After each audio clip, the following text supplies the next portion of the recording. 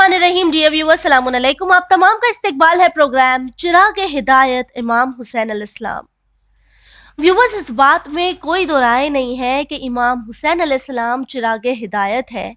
और वो चिराग है जिन्होंने आज से 1400 साल पहले जब यजीद मलून इस्लाम की सूरत को बिगाड़ना चाहता था, तब ये वो चिराग बनकर सामने आए जिन्होंने इस बात को साफ कर दिया कि किस तरह यजीद हलाल को हराम और हराम को हलाल बनाना चाहता है। आपकी कुर्बानी इंसानियत की मिसाल बनकर रहती दुनिया तक याद की जाएगी। लेकिन व्यूअर्स, मेरा आपसे ये सवाल है कि क्या आपकी कुर्बानी को याद करना, आप पर आंसू बहाना, आपके नाम पर सबीले लगाना, आपके नाम पर मातम करना जो हम तमाम को करना चाहिए और हम करते भी हैं, लेकिन शब आशूर से पहले वो तमाम दिन जो इमाम हुसैन अलैहिस्सलाम ने शहादत पाने से पहले करबला में गुजारे, उन दिनों से हम क्या सीखते हैं, या फिर उन दिनों में क्या हुआ उसकी कितनी जानकारी हमें है? क्या इन तमाम चीज़ों की नॉलेज रखना, अपने आप को बेहतर बनाना, अपने आप को एक सच्चा आज़ादार बनाना ज़रूरी नहीं है?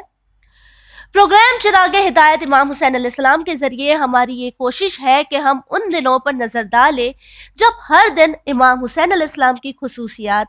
आपकी सिफ़ात हमारे लिए एक मशाल राह बनती है। इस प्रोग्राम में हमारा साथ देने के लिए चैनल विन के स्टूडियो में मौजूद है सिस्टर सैयद अस्मी ज़हरा। आइए सबसे पहले आपका इस्तकबाल करते हैं। अस्सलाम वालेकुम। वालेकुम अस्सलाम व रहमतुल्लाहि व बरकातुहू। सिस्टर, इस बात से हम तमाम वाकिफ़ हैं कि इमाम करबला पहुंच चुके हैं, और एक बार फिर इब्न ज़ियाद की ये कोशिश है कि वो इमाम से किसी तरह यजीद की बैयत ले ले, लेकिन इमाम एक बार फिर इनकार करते हैं।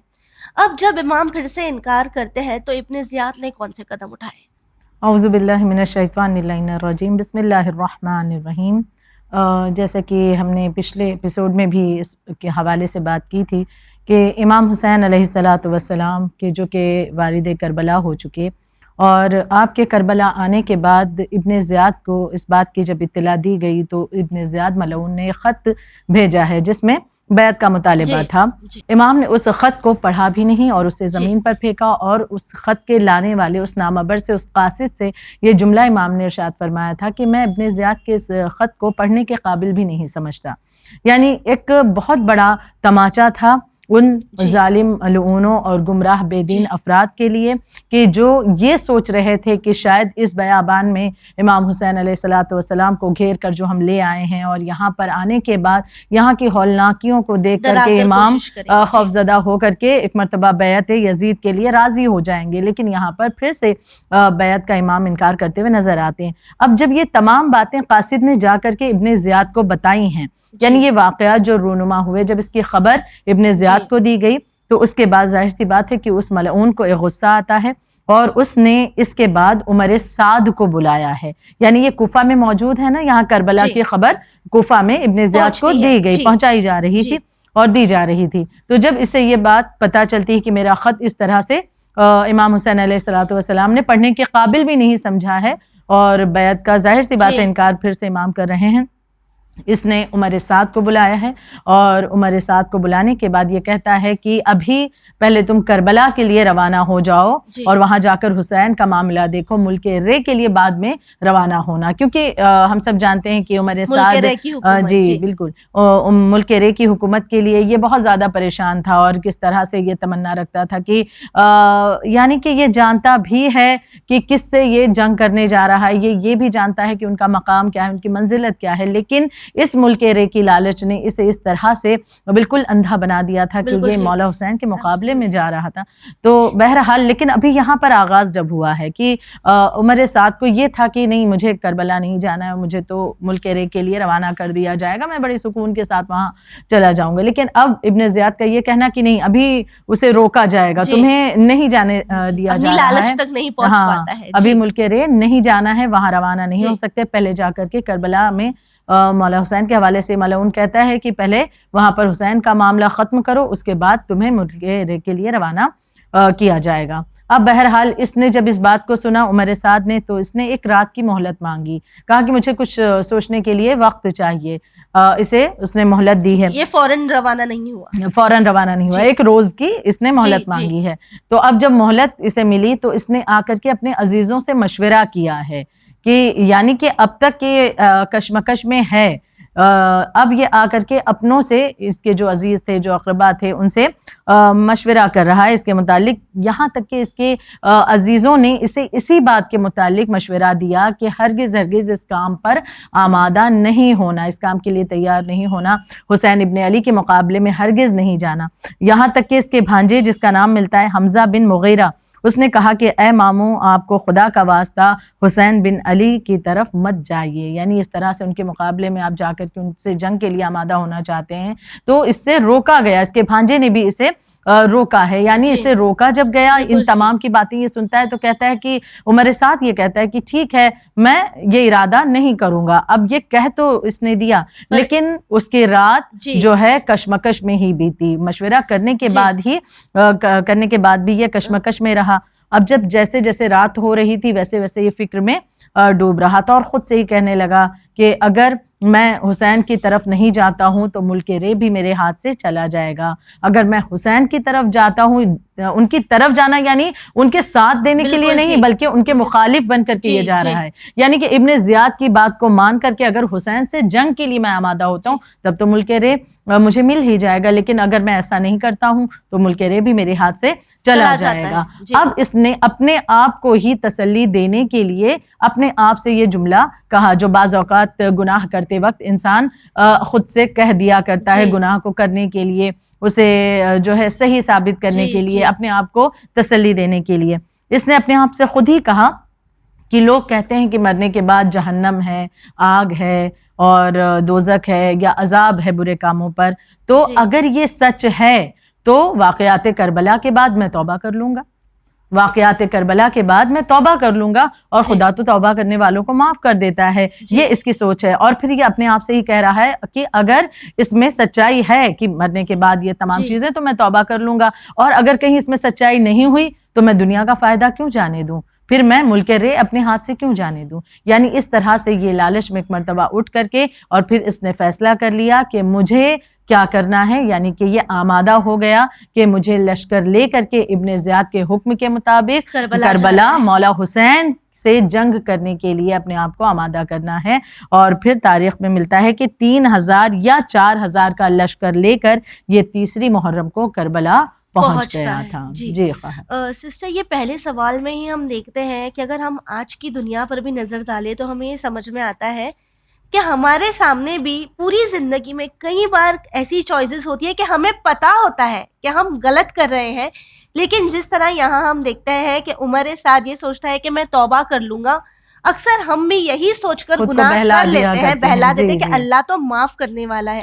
تو اس سے پہلے ہم آگے بڑھیں، میں آپ سے یہ جاننا چاہوں گی کہ جو گناہ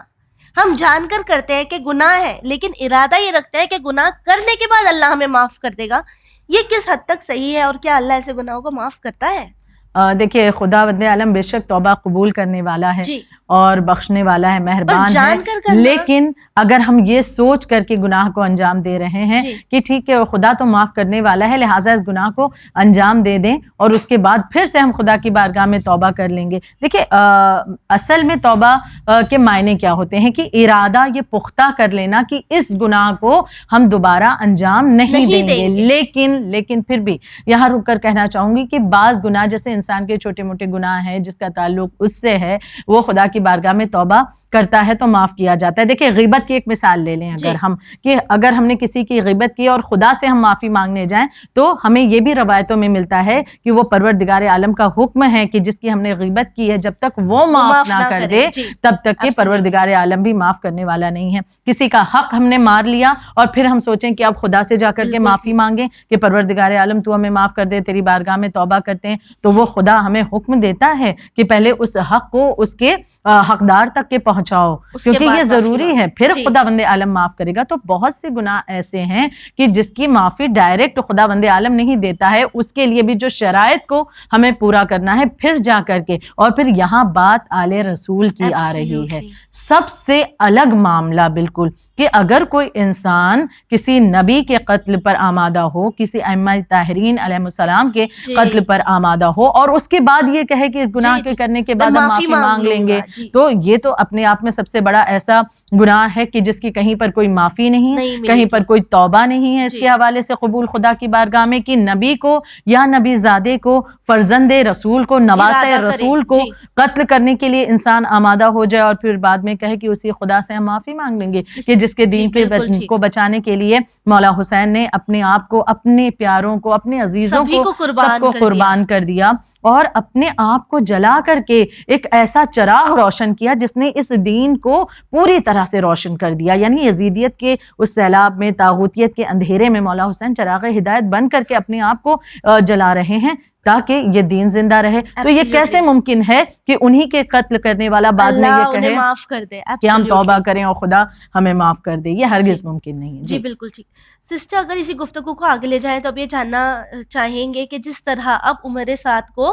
رہ کے بجائے کربلا جانا ہے، تو اب یہ لالچ میں ڈوبا ہوا گمراہ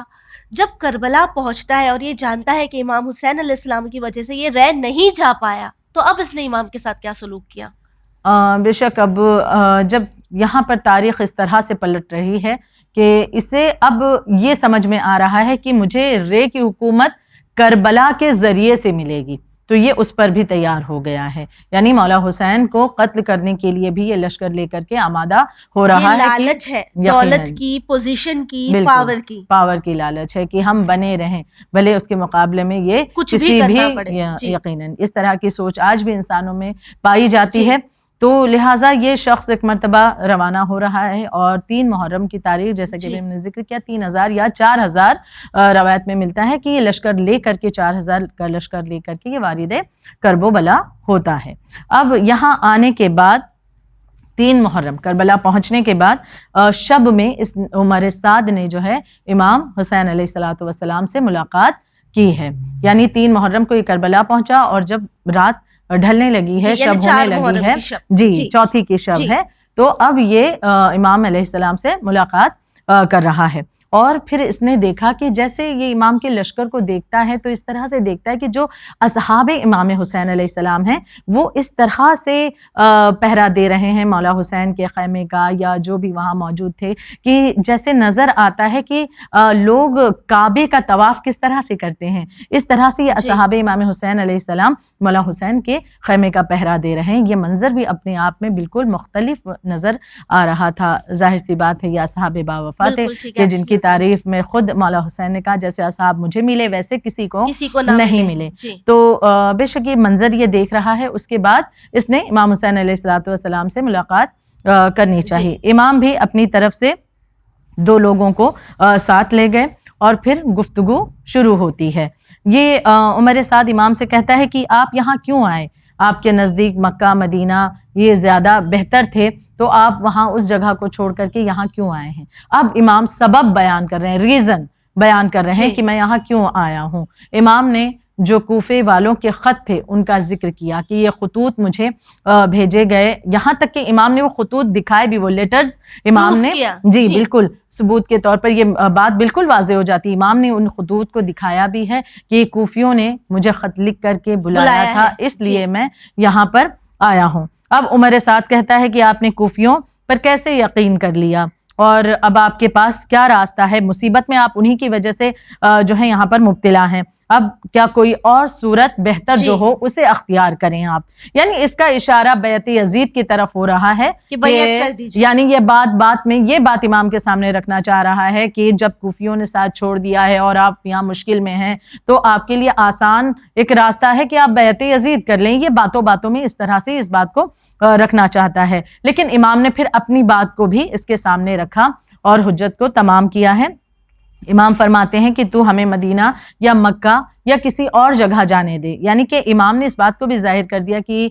کل کوئی یہ نہ کہہ سکے کہ اگر کوفیوں نے ساتھ چھوڑا تھا تو امام پھر دوسروں کے لیے پلٹ کر مکہ یا مدینہ، وہاں پر بھی تو چاہنے والے تھے یا دوسری جگہ تبلیغ کے لیے امام جا سکتے تھے تاکہ وہاں پر اس معاملے کو درست کیا جاتا، لوگوں کو اکٹھا کرتے. یہ تمام بہت سے شبہات ہوتے ہیں، حالانکہ تاریخ میں اس کے بہترین جوابات موجود ہیں، لیکن پھر بھی یہاں پر امام کا یہ جملہ اس تمام سوال کو جو ہے کا جواب بن کر سامنے آتا ہے کہ امام فرماتے ہیں کہ مجھے مکہ یا مدینہ، یعنی یہ کہہ رہا ہے کہ کوئی بہتر صورتحال آپ اختیار تو کریں. امام سلیوشن بتا بھی رہے کہ تو پھر مجھے لوٹ جانے دیں، مجھے لوٹ جانے دے، یعنی امام کسی صورت راضی نہیں ہے بیعت یزید کے لیے. امام فرماتے ہیں کہ یا مجھے مکہ یا پھر مدینہ یا کسی اور جگہ جہاں پر مسلمانوں کی آبادی ہو مجھے پلٹ جانے دے. تو اب جب امام نے یہ جملہ کہا ہے تو اس پر یہ کہتا ہے کہ میں ہرگز اس کی اجازت نہیں دے سکتا، اور میں ابن زیاد کو خط لکھتا ہوں اور پھر اس کے جواب کے اعتبار سے پھر آپ سے بات کی جائے گی. یعنی یہ تمام تر باتیں سامنے آتی ہیں، اور پھر یہاں بھی یہ سامنے آئی بات کہ اس نے عمر سعد کو خط لکھا،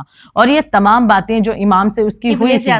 ابن زیاد کو اس نے خط لکھا عمر سعد نے، اور اس نے جو گفتگو اس کی امام کے ساتھ ہوئی تھی اس کا ذکر کیا کہ امام کا یہ کہنا ہے کہ اگر کوفیوں نے ساتھ نہیں دیا ہے تو اب مجھے پلٹ جانے دو مکہ مدینہ وغیرہ. تو اب یہ ابن زیاد ملعون لعنت اللہ علیہ یہ خط کا جواب لکھتا ہے کہ ہرگز اب حسین کو پلٹنے نہیں دینا ہے، ان کے لیے کوئی راستہ نہیں ہے، اور حسین سے کہو کہ یا تو بیعت یزید کریں یا پھر قتل کے لیے آمادہ ہو جائیں. یعنی بار بار ہم دیکھ رہے ہیں بیعت کا تقاضا کیا جا رہا تھا، لیکن امام کی شخصیت کو عالم انسانیت کا سلام ہو کہ امام اس باطل کے سامنے کبھی بھی جھکنے کے لیے آمادہ نہیں ہے، آپ بیعت کا انکار ہی کرتے رہیں. جی بالکل ٹھیک. ہم دیکھ سکتے ہیں، اور ہمارے لیے ایک بہترین مثال بھی ہے سسٹر، جو ہمیں یہ یاد دلاتی ہے کہ ہمیں سچائی کے ساتھ کس طرح کھڑے ہونا ہے اور ڈرنا نہیں ہے. اگر اب ہم رک کریں 3 محرم 61 ہجری کا، تو امام حسین علیہ السلام کی کون سی صفات ہمیں نظر آتی ہے جو ہم تمام کے لیے چراغ ہدایت بن کے سامنے آئی؟